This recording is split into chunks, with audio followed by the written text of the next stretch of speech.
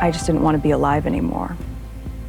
And that was a very clear and real and frightening, constant thought. In a wide-ranging interview with Oprah Winfrey, Meghan Markle talked about her life as a member of the royal family and the toll it had taken on her mental health. Her admission to contemplating suicide has sparked conversation about alleged dysfunction in the British monarchy and about mental health in general. Well, royal or not, the conversation is sparking a discussion about how a toxic and dysfunctional family dynamic can impact mental health. Sakshi Bahree is a couple and family psychotherapist in Toronto, and she joins us now to help us break down this issue. Hi, thanks for taking the time to be with us. Hi, Janella. How are you? Thank you so much. So I want to get your reaction to hearing, Meghan speaking openly about having these suicidal thoughts. Particularly, she was pregnant at the time, and also that she didn't get help when she asked for it. I think for me, my first reaction was it was very heartbreaking to witness words like oppression, racism, entrapment, and almost power imbalance, working, being there in a royal family.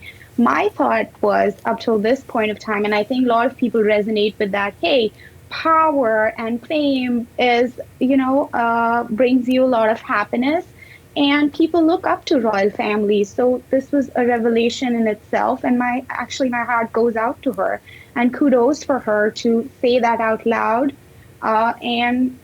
Just opening this topic. Yeah, so talk to us about how common is this, what Meghan went through. As you mentioned, she is a royal, she had lots of money, but often that doesn't, determine whether or not someone may deal with something like this, particularly a woman dealing with something like this during a pregnancy. How common is it?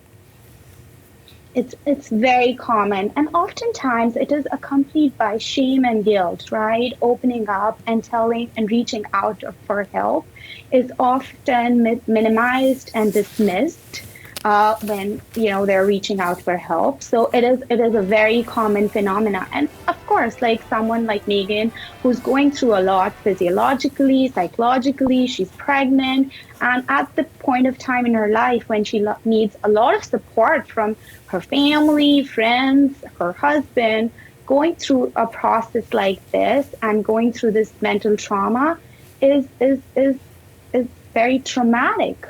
So yeah. Yeah, it's actually, talk to me about also, the fact that people may look at the situation and say, well, she should have just left. She has lots of money and power. Does it actually make it harder to talk about these things when you are in a position of privilege, where people may look at your family life and think that it's a fairy tale, as they did with Meghan? Exactly. It is very hard. That's the common myth or perception people have. Hey, this person has fame, this person has money, why didn't they leave? Making a judgment on someone else's life is very easy, but taking steps towards it is very, very hard. I'm sure Meghan contemplated with the idea, hey, what's going to happen, consequences of her coming out and talking about what she's going through in public, the shame that brings to her, her family, royal family. It comes with a lot of reputation. So I think breaking those barriers and coming out in public was something I think gives a lot of strength and empowerment to a lot of other women who are going through the same experience and find very difficult to, break those barriers and come out and speak and gain voice.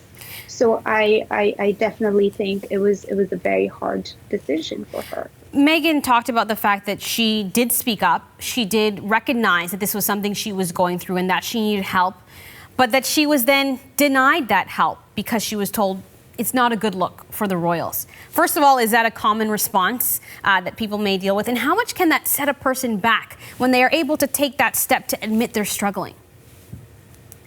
I think, yes, it's a very common response. It's almost like people say, hey, you're making that up. Deal with it. Pull up your socks. And, this is, one of the prices that you pay for being married in a royal family, or for that matter, people who come from privileged families. Depression, low self-esteem, anxiety, all these are manifestations and symbolic of loneliness that she must have felt for a long, long period of time in her marriage, especially, when we go back to that idea, hey, I am suicidal. I think that is a thought that I just can't stop thinking about. I can't even fathom to imagine the pain that she must be enduring through all this time living in a family that is almost making it hard for her to be, fitting into and being accepted by them. All right, then we'll have to leave it there. Sakshi Bahree is a psychotherapist in Toronto. Thanks for taking the time to speak with us here on Canada Thank you Tonight. so much.